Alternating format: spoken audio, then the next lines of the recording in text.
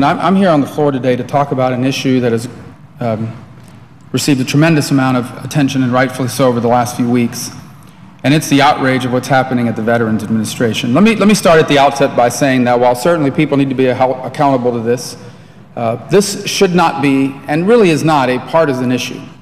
I think we all have a deep commitment to helping our veterans, the men and women who spend time away from their families and put their lives on the line to defend this country, to whom we make some fundamental promises that when they come home they will be taken care of, especially to those who have been harmed while in the service of our country. And so I think we are all both heartbroken and outraged that news that in fact the agency that is supposed to take care of them is not doing so. And I think what's even more troubling is that this appears to be a systemic problem. This is not simply an isolated instance in Phoenix or in some other institution somewhere in the country. This is now rearing its ugly head every part of this country that we look into it. You can imagine that not just as an American am I deeply concerned about this, but as a Floridian. Florida is a state with an enormous number of veterans, including my brother as an example. Men and women who have served our country and done so with great courage and dignity, who now have health care and medical needs that require immediate and urgent attention. Just a moment ago on a television interview, it was brought to my attention the story of a young man, a Gulf War veteran, who has a brain cyst, who has been waiting for weeks to even be able to see anyone. In fact, been waiting for months, with no end in sight as to when that's going to end. This needs to be addressed. So yesterday we all watched with great attention as the President addressed this issue and expressed outrage, rightfully so, at what's occurring. And what the President said is that over the next week there's going to be an initial report and then ultimately a report at the end of the month about what needs to be done to improve the system and, more importantly, who needs to be held accountable.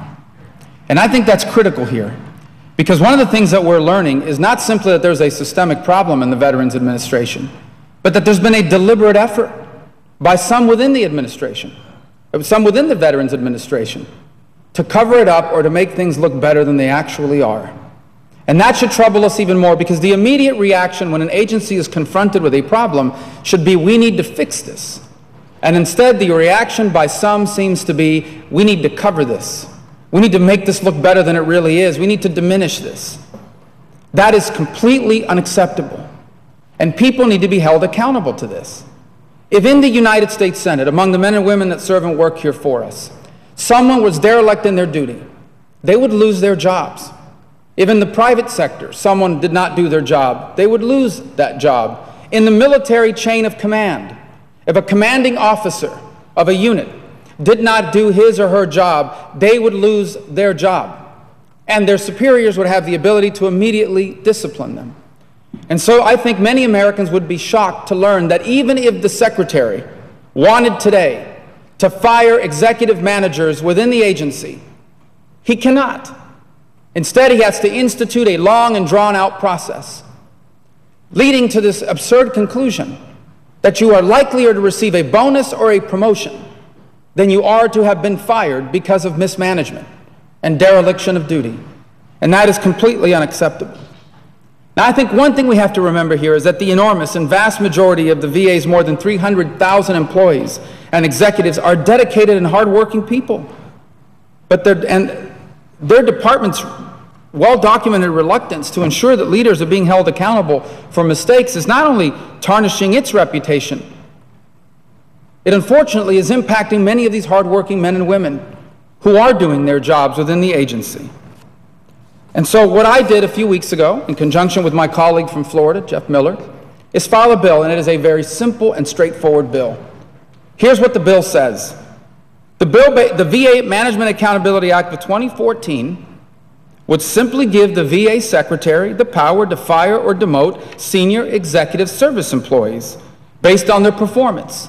It is a power similar to the power the Secretary of Defense already has, for example, to remove military general officers from command. And of course, the power that any one of our 100 senators has to remove a member of their staff. This bill passed yesterday in the House of Representatives, and it is sitting here on the desk in the Senate. It passed yesterday with an overwhelming bipartisan majority of members of both parties who are outraged by what is occurring and want to bring accountability. In a press conference yesterday, the White House indicated that they are very open to this concept.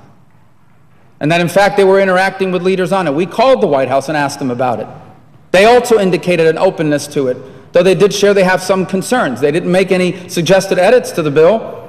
They simply said they had some concerns, but in general they were supportive of this concept.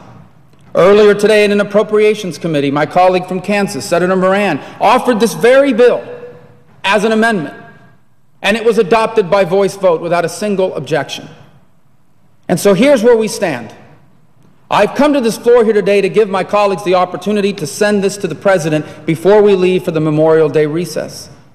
We have an opportunity right now to take up the bill that the House just passed by an overwhelming bipartisan majority, enact it into law by unanimous consent, and send it to the President so he can sign it.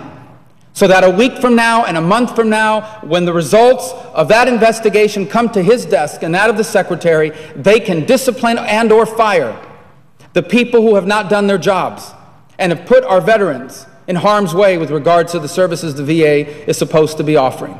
That is all this bill does. Nothing more and nothing less. We are giving a secretary appointed by this President, confirmed by this Senate, the opportunity to be able to fire employees of his agency that are not doing their jobs. That is all we're asking here. It's not more complicated than that. And I do not understand why anyone would not support that concept.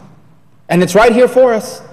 For everyone around here who's talking about how we need to quickly act on this, here is your chance. In a very straightforward bill, my hope is that it will pass unanimously so that we can truly say it was a bipartisan message. We're not telling them who they need to fire. We are simply giving the Secretary the power to hold accountable the people that work underneath him and future secretaries as well. That's all this bill does. And I hope that we'll be able to do that here today. I think that if it were put to a roll call vote on the floor, it would pass by overwhelming majority as well. And so that's why, Madam President, I ask for unanimous consent that the Senate proceed to the immediate consideration of House Resolution 4031, which was received by the House, which was received from the House. And I further ask consent that the bill be read a third time and passed. The motion to reconsider be considered made and laid upon the table without any intervening action or debate. Preserving the right to object, I wanted to address a couple of points. The first is on the issue of politicizing this. I agree.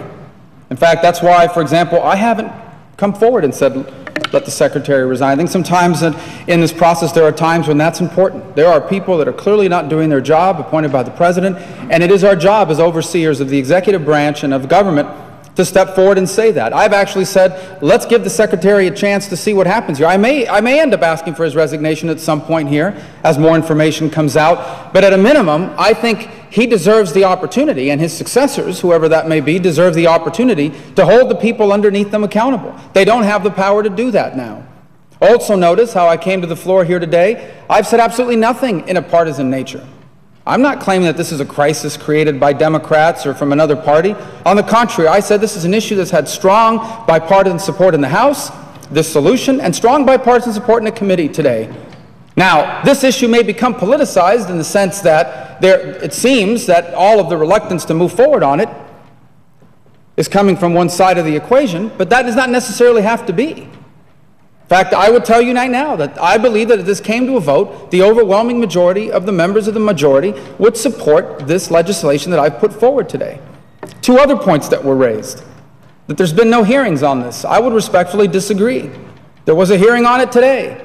This was offered. This specific language was offered in a committee, and with little debate and no dissent, it passed by voice vote. For those watching at home, here's what voice vote means. They don't even call a roll. They basically tell members, is anyone against this? No one said they were. This language was adopted today in a committee. Here's my second problem. I am glad to hear that there are going to be hearings with regards to this issue. And I think that's important because I'm not claiming that the bill that I'm asking us to take up today and pass would solve all of the problems. There are still serious systemic problems within that agency. And a hearing needs to address that and find responsible solution to those problems. So a hearing is called for. What I'm asking for is a very simple thing. Give the Secretary, appointed by a president of a party different than my own, give the Secretary the power to fire employees underneath him that are not doing their jobs so that they know that they're being held accountable. That's all I'm asking here. That's all this bill does. It's that straightforward. And I don't think that any of us want to go home for the Memorial Day recess, and when we're asked, what are you doing on this issue? Our answer is, well, in about 15 days, we're going to have a hearing on this crisis. Meanwhile, the list goes on and on of the outrages that are coming out of this agency. Every single day, more cases are coming out of veterans that are not being treated fairly, appropriately, and in some cases, in my opinion, criminally, by this incompetence that we see out of some in the Veterans Administration. This is a matter of urgency, because while we are gone on our recess, the President next week is going to get a report, a preliminary report on what's going on. And it may very well be that he wants to see some people fired. And it may very well be that the Secretary will want to fire some people in senior executive positions, and he will not be able to do that. And all I'm asking is not to give us the power to fire them, but to give the administration the power to fire them and hold them accountable. So that's, as far as the bill that the chairman has offered here, this bill's already been debated, and there are problems with this bill. It is an extensive piece of legislation. It has many good elements in it. It also has a cost issue at a time when our nation owes close to $18 trillion. And that was the reason why so many on my side of the aisle objected to it. And that's why I would object to the motion made here today by the senator from Vermont. A bunch of other issues were raised about the cost of the war in Iraq, how much money we spend, how good we are at spending that money for the veterans. I think that's a valid debate. It is a debate that should be had and continued to have in this country. If we need to spend more money on these agencies, there are plenty of other places in the budget to find it. We should work to find that money to make sure that cost is not an issue. But right now, the central debate here on the issue of what's happening at the VA has not centered around the fact that it is cost that is getting in the way. The central debate, if you noticed the President yesterday in his press conference that he held, the central focus is on the management, the operations of this agency. And critical to the effectiveness of any agency is accountability, the ability to hold people accountable, including by taking away their jobs. Now think about this for a moment. The argument that's been made here that a new director could come in and fire the people that works underneath them, that could be made for virtually any organization on the planet. You could make that argument for staffers in the Senate, that we want to protect them, so if a new senator is elected from a state, they can't hire their own staff. The point I'm trying to make here is, this is very simple. I get there's a lot of other issues we could talk about. There is one issue here I want us to focus on today, and that is this. We have a chance today, before we leave for Memorial Day recess, to pass a bill that gives the President's the Secretary President Obama appointed the power to fire executives underneath him if they haven't done their job, a power he doesn't have right now. We have a chance to pass it. It is a House bill. All we have to do is agree to it, and it goes to the President to sign.